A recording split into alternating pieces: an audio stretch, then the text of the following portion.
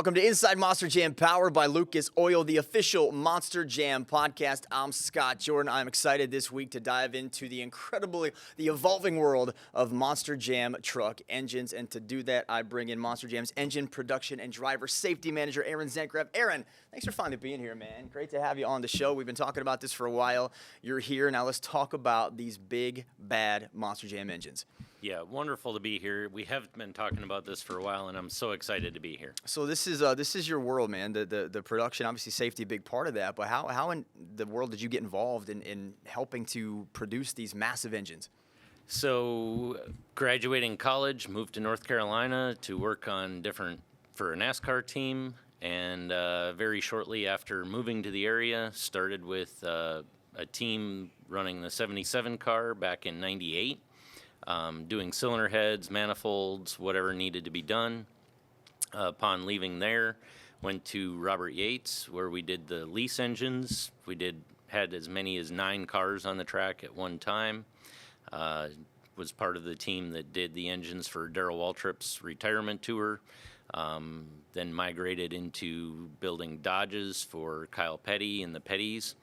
And then upon leaving there, left and went to a radio communication company selling safety equipment, going to work for Safety Solutions, and then they sold to Simpson, which is the world's leader in safety equipment. Sure. And then got brought back into the engine world with the safety experience as well. Okay, so fans may not know this, but the engine production used to originate in North Carolina. So you were right there in that hub. Digger's Dungeon was a big hub for this with Monster Jam, at least that with Dennis Anderson and Richard Midget, right? Yes, Richard started the engine program in North Carolina out there in Kill Devil Hills. Still is there. We have that shop as well, doing a lot of R&D, our blower restripping, as well as some rebuilds there as well. But then I think it was 2019, they moved the engine shop, majority of the engine shop here to Florida, where the bulk of the engines are produced now. Okay, we're gonna simplify some of these terms because you have a lot of kids that watch this show. So when you hear the term Chevy big block engine, which is what we use, I think a lot of fans immediately migrate to just a Chevy pickup truck. But this is, are there any similarities in what you might see in a regular size Chevy as opposed to a 12,000-pound Monster Jam truck? You know, the core components is about the only similarities. We don't run anything that is actually produced by General Motors. Everything is aftermarket parts, but it is based on that General Motors design. Okay, you also... Yes. The same thing that would have been in your 72 Chevelle or, any of the hot rods back in the day. Okay, and you also hear alcohol engine as well. So what does that mean when somebody talks about a big block alcohol engine? To explain that. So the fuel we burn is methanol, or nicknamed alcohol. It is mainly done for the ability to cool the engines as well as the high octane levels that are in methanol fuel. It is a derivative of wood, and it is fairly cleaner burning. Now, because these motors have to power, 1,500 horsepower, 12,000 pounds of steel, the blower comes in to play. This is a major part. So Aaron's gonna take us into the engine shop, and we're gonna see these. But talk about the function of the blower and why it's so important for a Monster Jam truck to have that capability. Yeah, the blower is a supercharger that is forcing air into the engine. Now, we are limited to only 10% over and only an 871 blower, which is the size of the blower. It's still very impressive when you see it, but a lot of your top fuel teams and things like that run a much bigger blower. Driven more than what we do. But the reason we do this is to produce the all-out torque that it takes to turn those BKT tires, as well as give great acceleration to propel that 12,000-pound truck. And could you explain to our fans the top speed that you feel, maybe that hasn't been reached? I know Bryce did 100 miles per hour, setting the Guinness World Record. Is that the limit right now, or are there capabilities maybe to even go way past that at some point? I think we are capable of going more than that in a controlled environment. Sure, yeah. But for the size of the arenas and the stadiums that we're at, I think we're at a safe level, and we just need to kind of continue to grow the way our trucks perform in that environment. And safety always first, right? Oh, absolutely. Coming up next, we're going to talk about the production of these big block engines right here at the Monster Jam Studios. That's coming up next on Inside Monster Jam, powered by Lucas Oil.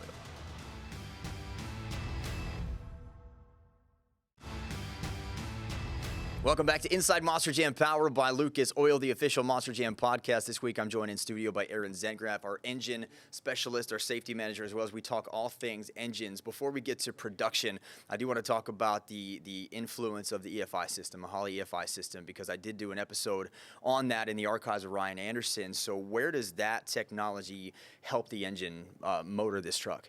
So it's allowing us to continually refine how well these trucks run, as well as mid-range throttle response. The old system of mechanical was either idle or wide open throttle.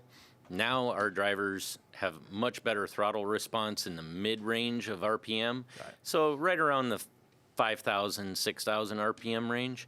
That'll allow them to do different things when they're up on two wheels during two-wheel skills, or, just having that better throttle control just allows them to do a lot more. Okay, well, let's talk about the production. One thing I love to tell our fans is how magical it is here at Feld Entertainment, because we have obviously the Monster Jam TV studios, you have the Monster Jam shop, we have our engine shop, we have Disney on Ice rehearsal space, we have Marvel Universe Live rehearsal space. Everything happens in this one, not one building, but this huge campus of buildings here in Ellenton, Florida. Let's talk about the engine shop. So you changed everything, brought it over from North Carolina to Florida. So what type of production do you do here on a yearly basis? So we have a fleet of 106 engines that are in constant rotation. With that, there is the disassembly process, there is the machining process that is not done on site, and then there is the assembly process as well as the dyno process. The dyno process is going to consist of break-in, performance evaluation and measurement, as well as some development work. When we're working on changing tunes, when we're working on changing components, testing durability, we're doing that on the dyno. It's a very clean environment because, as great as Lucas Oil is and as great as K&N filters are, we have to be as cognizant as we can to keep those things clean, right, so that they do their job properly as well. And we do think Lucas Oil is very great here for this. Absolutely. Let's talk about, you actually build from the ground up here? You build from, yes. And how long does that process take to build one singular motor for Monster Jam? It takes us 40 hours to assemble one engine. Okay. Is that an all hands on deck? How many people do you have working on this? We have a staff of 5 people. Okay. That is for teardown, for assembly, for supercharger assembly, for restripping, for R&D as well. Let's talk about the ones that get blown out on the events, because we see that happen a lot. Not sometimes you don't want that to happen. You never want that to happen. Sometimes you can't control it. Do these motors come back here for repair, and can you repair all of them? Yes. So we do suffer failures. Luckily, we've been suffering less and less every year. Once they come back, we completely disassemble them and try to diagnose why that occurred. And then majority of the time, yes, a lot of the parts and pieces are savable. Okay. One of the ones this year that happened in Tacoma and Dragon with Cody Saucier was probably one of the worst ones we've seen all year. Yeah, there's very little salvageable from that one. There's actually a big hole in the side of the engine block. That's not something you see every day. No, not at all. When you talk about a failed motor, could it be the smallest little part that goes wrong that causes the motor not to work anymore? Yes, it absolutely can. We've seen things as small as a 1032 screw just coming loose, cause a massive failure. How many motors would you say that are traveled with on each event? Because obviously when you have a blown motor, you need to fix it, and you need to put it back in the truck. So how many spares is I guess what I'm trying to ask, go out on each event? Each tour this year is carrying 3 spares per tour. Okay. So when you look at a stadium that has 6 trucks, you've got 3 engines, you could replace half of them in a given evening. Would you say you're seeing more blown motors or more blown transmissions? Because I think on television we get a nice little balance of Right. what we have go wrong here. This year, transmissions has definitely been a hot topic. Engines, we really haven't. We exceeded a little bit last year so far to date. Yeah. Hopefully we don't continue that trend. But yeah, this year to date we've had 6 failures. Last year we had 4. Prior year to that we had 16. Wow. So we're definitely doing our job to reduce failures. We want our fans to see it. We want our drivers to drive it, perform, and everybody have a good time.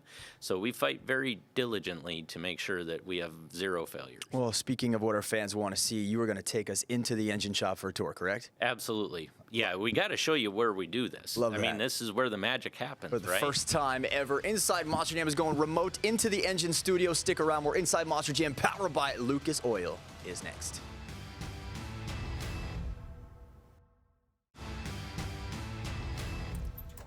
Welcome back to Inside Monster Jam, powered by Lucas Oil. This week we are discussing engines in Monster Jam. Aaron is my guest. He is the engine specialist here, the manager, and he has now brought us into the engine room. So this is where the magic happens. So I'm going to hand the show over to you, man. What do we got? What do we got here? So here, Scott, we have the flow bench for the fuel injectors. What we do is every set of injectors, every time, whether it's new or we're reconditioning it, we will test it, then we will clean it, then we will go through and flow match each and every one. This machine allows us to do it. We run through idle, mid-throttle, upper throttle, wide open throttle, and then it goes through a variety of other tests to verify all the functions. Okay, so these are different levels of throttle Yes. here that we're, okay, all right. I know we'll get that hum of the open throttle here, so that's what I'm waiting for. All right.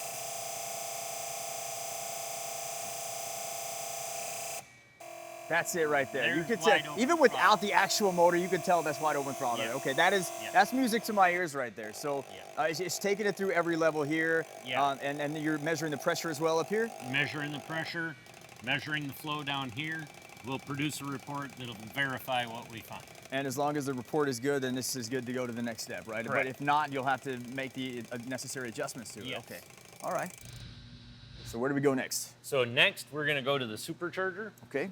So this is a reconditioned supercharger. That looks familiar. Yes. Our fuel injectors are now installed above the blower. Okay. And so now when the engine is wide open, the air is gonna enter there. The fuel injectors are gonna enter there. It's gonna enter through the blower and go down into the intake mount. Okay. And all of this has been reconditioned as well, from bearings to fitment to condition of the pulleys, everything. Okay. From there, we're going to go over to cylinder heads. Okay. So this is another sub-assembly. This is aluminum heads that we run going together. You'll notice an O-ring groove. We use a copper head gasket and metal O-ring. That allows us to keep the cylinder pressures in the chamber. Okay. Very different from your passenger car. So as I look around the room, I see engines in various states of production, and I just assume that every day you do a little bit to each one. Yes. Okay. The engine assembly process primarily starts here with Rodney. Rodney, one of our wonderful technicians. So this to me looks like sort of an exoskeleton of an engine. Is that the beginning stages right here? Yeah, absolutely. So this is the engine block. Okay. And then the crankshaft is the first thing that will go on then after this point, right? Yes, yeah. Once the bearing selection's done and all the bearings are in it, then the crankshaft will go in. Okay. I mean, it seems like a lot of fun to be able to build one of these from the ground up. So we see these measuring the oil, we see the crankshaft, and then magically, when all of your hard work is halfway completed, we'll see more of a process engine, right? Oh, So absolutely. just the beginning stage. Okay. So let's talk about these parts. So you're putting that up here, right? Yep. Yeah, Okay. This is the actual cover to the oil pump. So in the studio, Aaron, you were telling me that a very minute part of this engine could blow the whole thing. So similar, a Yes. screw here that Rodney's putting in there could literally just end the Be whole thing. Very catastrophic. That's incredible. So a gigantic motor like this with this much power could literally come to a halt because of something that size. Yes. Well, thanks, Rodney. I appreciate it, man. Thank you for helping us out here and showing our fans how we build these motors. All right, what's next? Next, after that, once he's done with that, it will get loaded onto a dyno cart Okay. for dyno testing, but we still have to prepare that. Okay. All right, so we're back here now in the shop. We have a special VIP guest, Monster Jam driver extraordinaire Cody Saucier. Congratulations on your 150th race and win, by the way. Cody, 150 wins, that's a huge deal, big milestone. Is there one or two that you can remember in your career that stand out as favorites? There are two, and one of the two, going back to 2019, Foxborough, Massachusetts, Gillette Stadium, sold out crowd.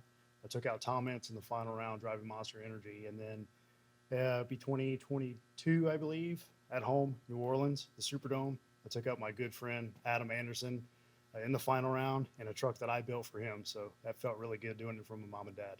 In front of your hometown, man, does it get Yes. better than that? Would you mind if we take our viewers back to revisit that 150th win? Absolutely. Let's go back to Tucson, Arizona to see Cody make history, 150 racing wins.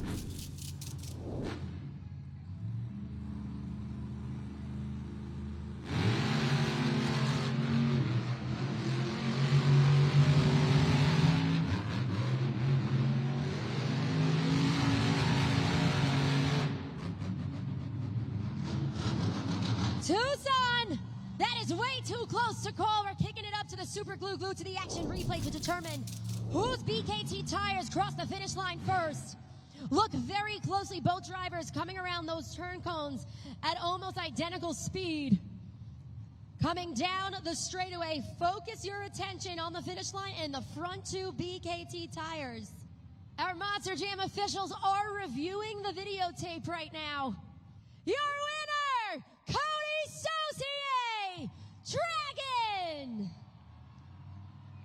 This is a career highlight for me, for real, man. This is 150. John Force is racing right there up the road in Phoenix.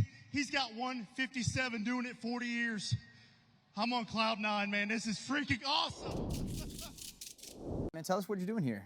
So what I'm doing is getting the engine prepped on the dyno cart, which the dyno cart obviously go into the dyno room. Once it comes to Rodney, I bolt on the supercharger, all the appropriate fuel fittings, the Holly fuel rails, the appropriate coolant lines, fuel pump, everything, the dry plate for the dyno, everything to run the motor on the dyno. So not only are you driving on the weekends, you're coming here during the week and building these motors. I do, thanks to Aaron.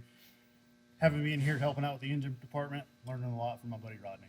That's awesome. And we chatted off air a little bit. You said eight motors you've blown in your career. So you do have a little bit of experience in not only putting them together, but also taking them out. Apart in a matter of seconds. Yeah, that's amazing. Well, we've been able to combine the supercharger over here to the motor. We put it all together. Now, Aaron, are we going to see how it all works together? Yes, now we're going to actually test one. Cody, thanks so much, man. Great to see you, buddy. All right. All right, so here we are at the dyno console. Okay. Go ahead and have a seat. Thank you. This looks fun. Yes. We're going to go ahead and start it up. Okay. This is where we operate the dyno, our test stand, as well as the monitor. In real time, we're monitoring engine coolant and oil pressure, temperature, oil pressure, RPM, torque and horsepower, as well as the EFI screen. And that's what drivers see in their trucks. Correct? Yes, each and every Monster Jam truck has one of these as well. Okay, so you have all your gauges, you have your big motor in here, and then you get charts over here. Yes, after the test, we get a nice graph that prints us out the report of exactly what happened in real time. Oh, looks cool, man. Yes. And you're going to get to operate it. I'm going to operate this. You are. I get to do this. I Yes. get to put this thing in full throttle. That's right. I didn't expect this on our tour, so thank you. I'm a little taken aback. I got to catch my breath, but I want to drive a truck, Aaron, so I feel like this is like the next logical next step for me to do it. So yes, let's do it. Let's let her rip. All right. So what you're going to do is you're going to slowly roll into the throttle. Okay.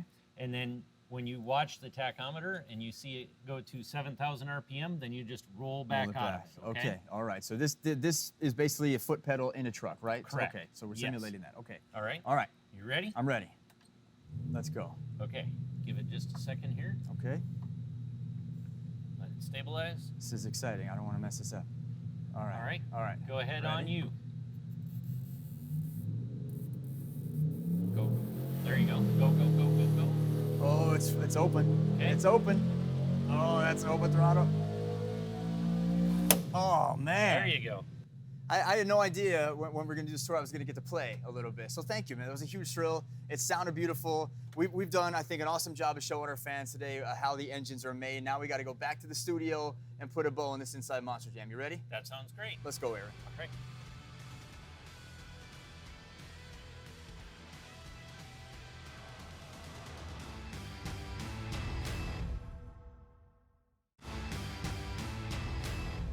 We are back with more Inside Monster Jam powered by Lucas Oil. I'm Scott Jordan. Aaron, thanks for the tour, man. That was awesome. But now we're back to finish it up, put a bow on these engines. Let's talk about the evolution of engines. So obviously we're always ahead of the game here, setting the bar high, and technology continues to evolve. So where do you see these engines going? What changes do you think are coming to Monster Jam engines? Well, we've been working hard on some development behind the scenes with combustion analysis, advancements in ignition technology, utilizing Holley and MSD with that, as well as working on changing to multi-port fuel injection to where we'll be able to control the fuel even more. And what is the safety aspect of all of this? Obviously, when you're testing these things out, safety is the priority. So how do you test the safety of the engines, especially when it continues to evolve with the technology? Well, with the safety side, it's the durability that allows us to control when we need to change that engine before it has a failure. Because when it fails, usually it can be a source of fire to the driver. It can be lubricant dropped on the ground that we don't really want. So it's really just the aspect of safety from the driver standpoint and making sure that nothing else is going to occur to any of the safety workers or track workers. Do you think we will ever get to a point where the technology is so new and vibrant that we just won't have any failed motors at all, that they'll just be able to, not repair themselves necessarily, but all of these things will just be built into one beautiful package inside of the truck? That is our goal, is zero failures. I don't know that it's feasible with everything that our drivers come up with to try to perform in front of the fans and excite the fans. Just when we think we've got something figured out, they figure out how to break it again. So, it creates a lot of excitement for the fans, which we love. But, we want them to see the full performance. Well, just as we're always evolving our equipment, drivers are always evolving their skills and testing it. Aaron, thank you so much, man. This was an awesome time. Appreciate it. Thank you guys so much. I'll see you right here next week with another brand new episode of Inside Monster Jam, powered by Lucas Oil.